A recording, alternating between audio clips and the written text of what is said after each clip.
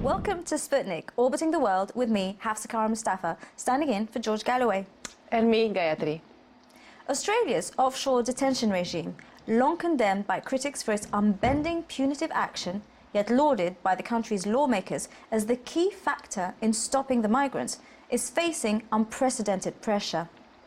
Just this week, yet another asylum seeker died when he set himself alight after being held for over 3 years on the facility. His death comes after a series of suicides and acts of self-harm involving several hundreds of men and women detained on the island.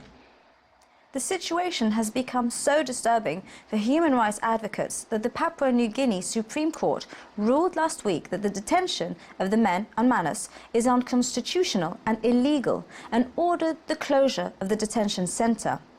The PNG government has said it would shut the centre and has asked the Australian government to find alternative arrangements for the men detained there. But the Australian government has said the detainees are the responsibility of the PNG.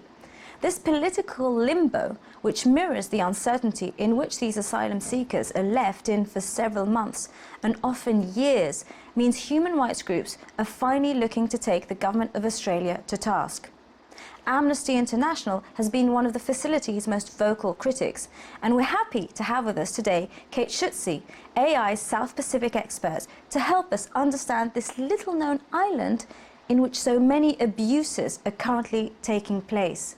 Katie, welcome on board the Sputnik. Now, Katie, it's very difficult to understand the legal framework, once again, in which these facilities operate. So who runs them? Because it seems to be everyone is sort of throwing back at each other. Is it the Papua New Guinea government or is it the Australian government? Well, what we're seeing is the Australian government play the blame game, but the reality is, on the ground, no one is under the illusion that they're not in control of running these centres. So we have one centre in Papua New Guinea on Manus Island, and we have another one in Nauru. They are, of course, operating these centres with the cooperation of those governments, and those governments share some responsibility for those centres and the human rights abuses that have happened there. And that's exactly what Papua New Guinea Supreme Court found last week. Can it force Australia to act? Well, they have said that the centre should be closed and the PNG government should be working with the Australian government. What we do know from Australian Senate inquiries in their parliament is that they are bankrolling these court cases to defend these legal centres. They are the ones making the day-to-day calls on running the centre. The court case also said they're the ones erecting the fences, they're the ones employing the contractors, they're the ones making all of these arrangements. So I don't think Australia can shirk its responsibilities by saying it's entirely up to Papua New Guinea or Nauru. That is not the case at all.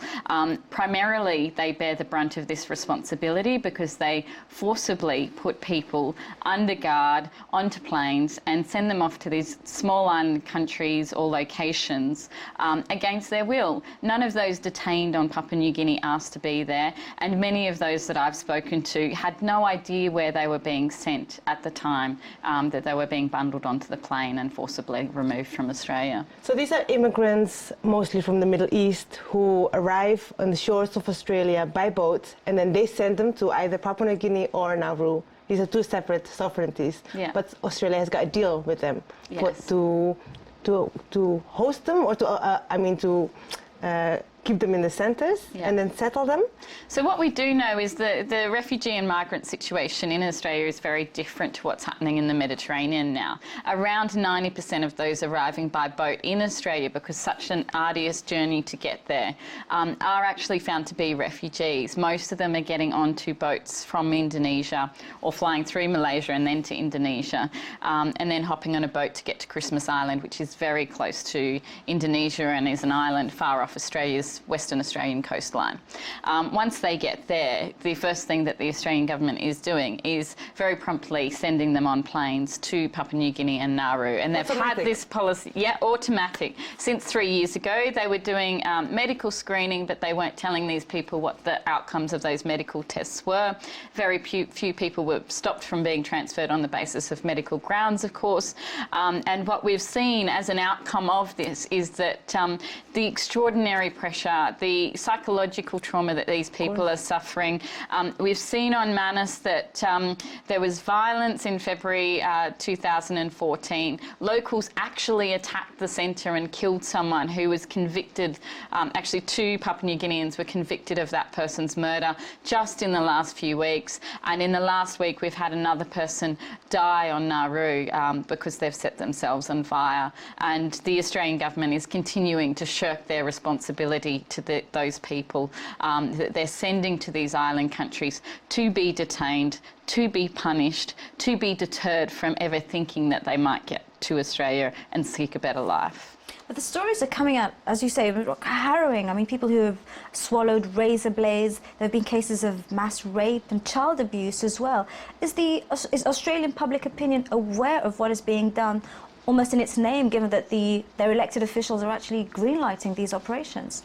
I mean, I think the Australian modus operandi with these centres is out of sight, out of mind. They're hoping that these stories don't come to light in the public because it does put extraordinary pressure on the government. But we've seen a complete turnaround in terms of the campaigning on this issue in Australia, especially since February, when a number of babies, 37 of them, many of whom have been born in Australian hospitals, they lost the court case to stay in Australia, but there was a massive public campaign to try and keep them there.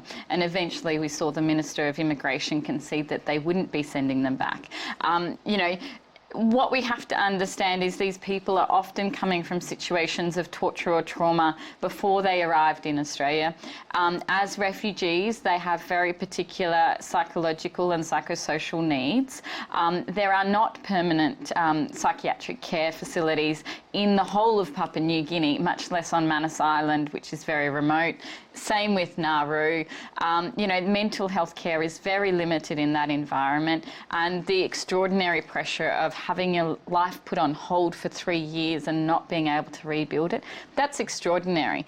And when you talk to the people who are there on Manus Island, as I have done, you know, they feel this mental anguish over the fact that their families are still in high-risk situations in Afghanistan, in Pakistan, in Syria sometimes, and they cannot even contact their families. I understand many of these refugees are actually educated, and they were very skilled, highly skilled, and they're treated as prisoners. Is it Australia's Guantanamo Bay?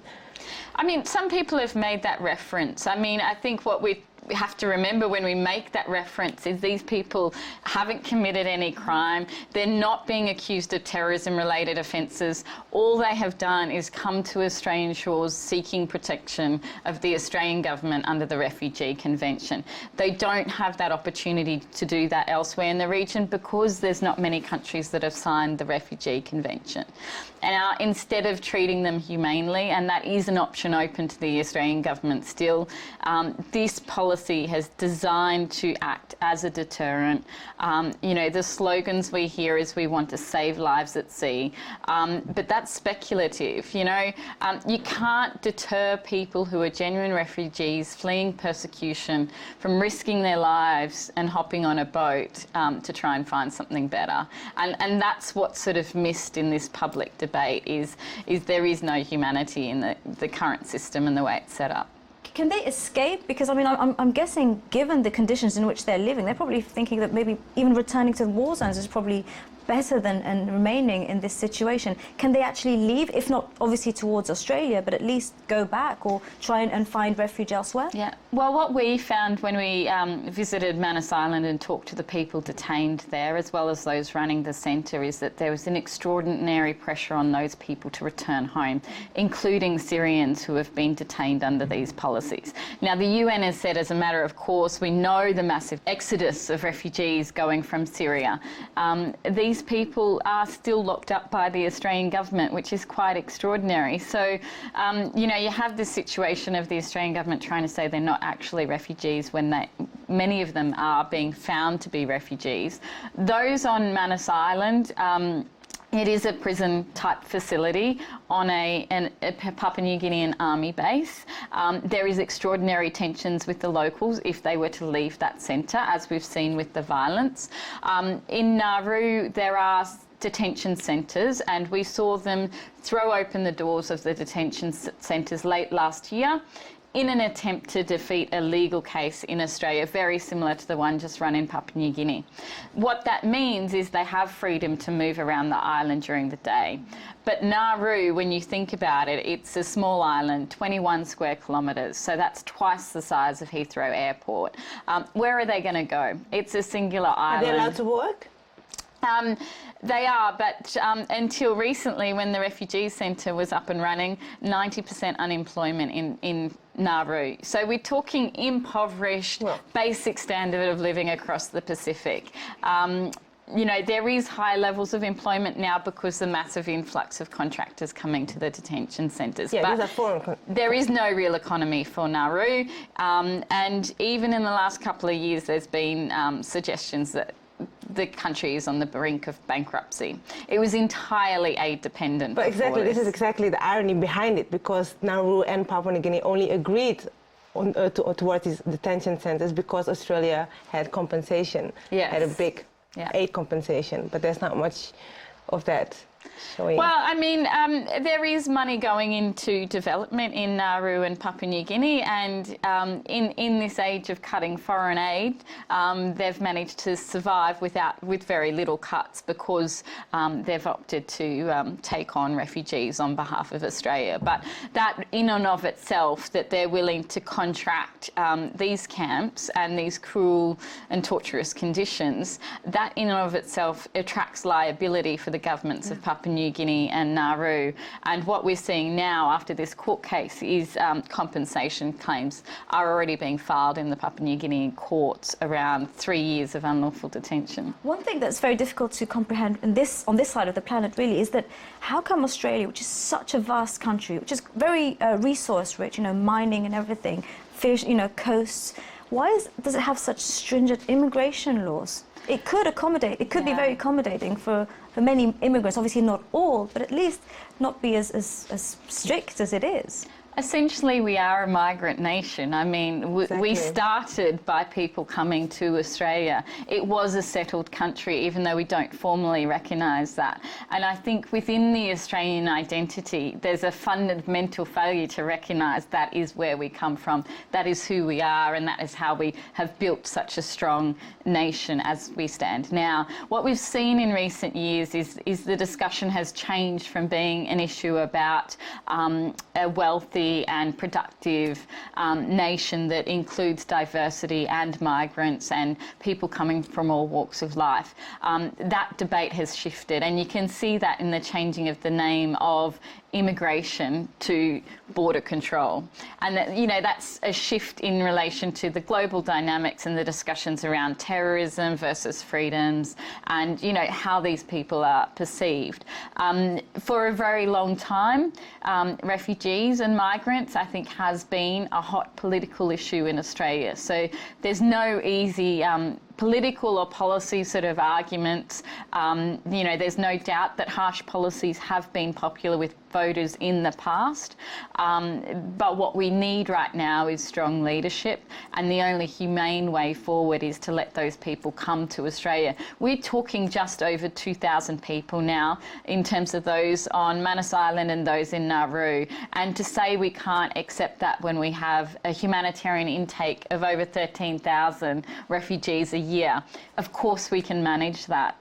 Kate, thank you very much. That's a really interesting subject. Thank you. Thank you. Coming up next, yet another British institution goes bust, leaving thousands of workers' pensions in limbo. Stay tuned. Welcome back to Sputnik. One of Britain's best-loved high street stores has announced it was filing for bankruptcy.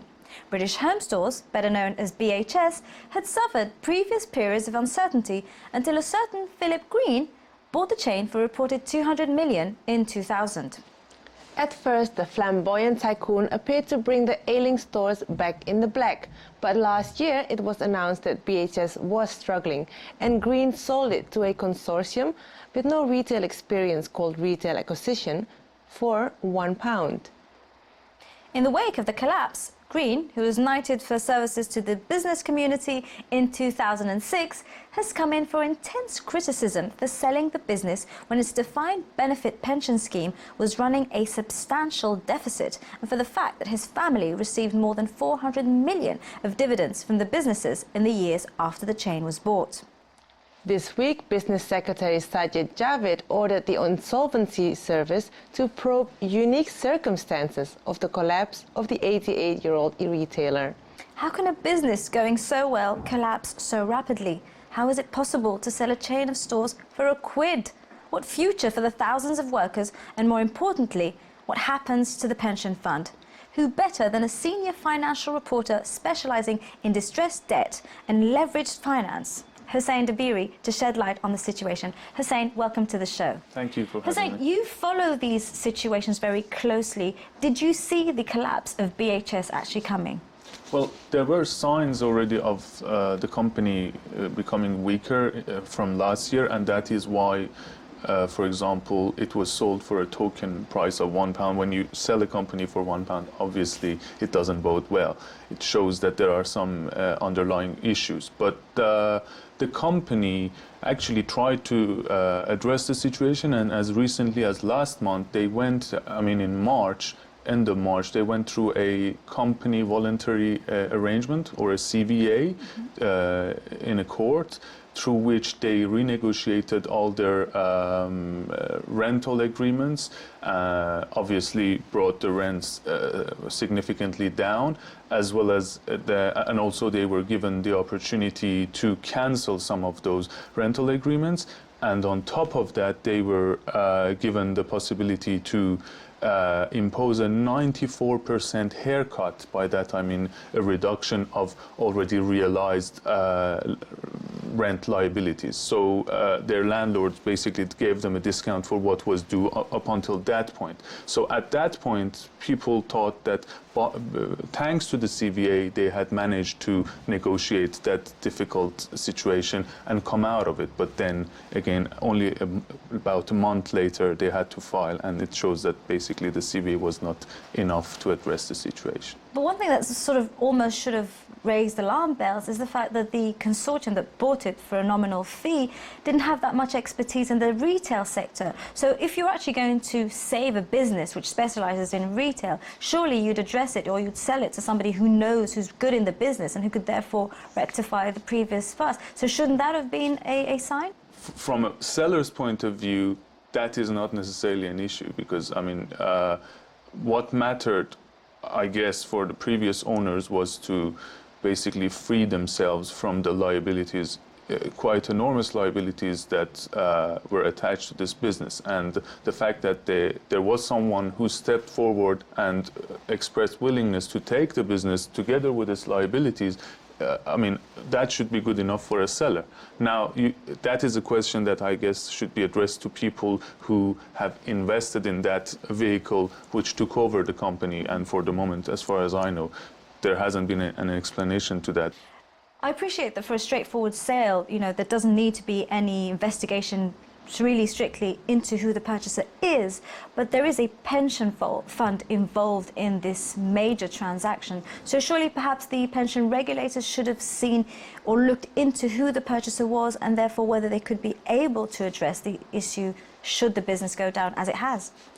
That's true, but there are 2 points to consider here. First of all, the pension scheme was already in deficit before the 2015 sales transaction happened. So it's not like it was completely healthy beforehand. Secondly, for the pension regulator to step in and block a transaction or opine against it, they need to have really strong reasons, because remember that by doing that, they are actually opposing a transaction between two willing parties. So they really need to have very strong evidence that this is going to fall through, which I guess at the time was not clear. And even a few months ago, it wasn't clear that the situation could be as drastic as it is now, where we have a pension deficit which could, according to some estimate, rise to around £571 million. Behind all this stands a man, Sir Philip Green, who is willing to be questioned about all what has happened. But we all know that it's actually the woman behind it, yeah, Mrs. Green. So can you tell us a bit about that? Well, basically, this the BHS, as long as it was, it belonged to Sir Philip Green, and it was part of a bigger group, which also the Arcadia Group, which owns Dorothy Perkins and several other well-known retail high street retailers. So, and it's true that the director of that larger group was with the wife of Sir Philip Green. We are not talking about any crimes or anything like that at the moment. What power do the MPs in this program actually have on Green? We have a suspicion, perhaps, this is public opinion, that there is something slightly immoral that's going on, but definitely not illegal. But what is the worst case scenario for Philip Green? Do the MPs probing him, do they have any form of pressure other than just perhaps removing the Sir from his first name? Well, firstly, from what I hear, Sir Philip Green has said that he might be willing to contribute to the pension deficit pool, which shows that there is an element of, there is a connection, maybe felt at least, between the actions of the previous management with the current situation. And that is, of course, something that could be plausible, given that during the 15 years prior to the sales transaction, around £580 million were taken out of this company under different forms, whether dividend, be it loans, be it rental payments, because some of those properties were owned by shareholders of the former shareholders of the company. So, and I heard figures around up to £80 million that the former owners may be willing to chip in. But then there are also reports about the Pension Protection Fund looking to pursue this case for obtaining up to around £200 million in... And they have means of pressuring him to do that?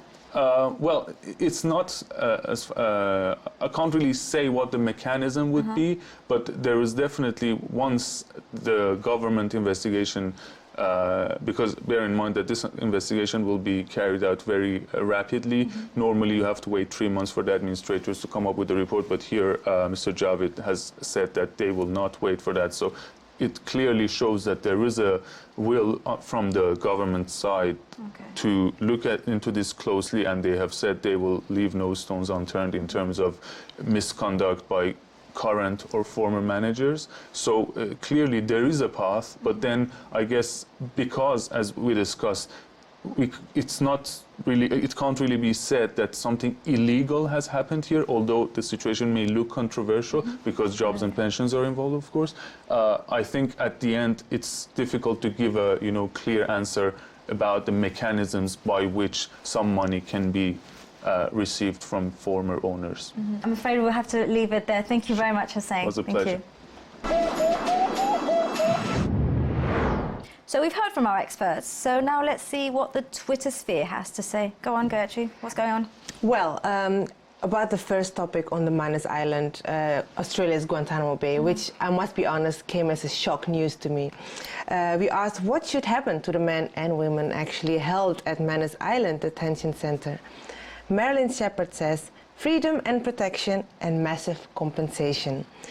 And Daddy Cool says Australia is an immigrant white supremacist state like the USA and Israel. The men need to be questioned humanely in Australia. Has to be. I mean, the conditions are absolutely abominable, and there's very little coverage here in the West, obviously, but even in Australia, there seems to be absolute lack of knowledge of the situation. What is going on? I know they managed to really make this whole refugee thing into a success story, that no boat has arrived in Australia and no one knows about what happens to those refugees. Exactly, and actually it affects only 2,000 people, which could be really easily settled in Australia. It's disgraceful. It's Absolutely. disgraceful. And about BHS, Kevin Maguire says BHS tycoon Philip Green has agreed to be grilled by MPs on business committee, but he does not want his billionaire wife Tina to be questioned. And Alexander Nekrasov says, if anyone thinks Philip Green will be held responsible for BHS collapse, well, they might as well think that taxpayers' money is spent wisely. Well, it's interesting that he doesn't want his wife to appear. I mean, what else doesn't he want to do? Does he get to pick and choose what he has to, what he presents? And that's all the tweets for today. Which brings us to the end of the show with me, Hafsa Kara Mustafa. And me, Gayatri. But you can stay in touch with us through Twitter at RT_Sputnik or on Facebook, Sputnik on Russia Today. Until next week, it's been marvelous.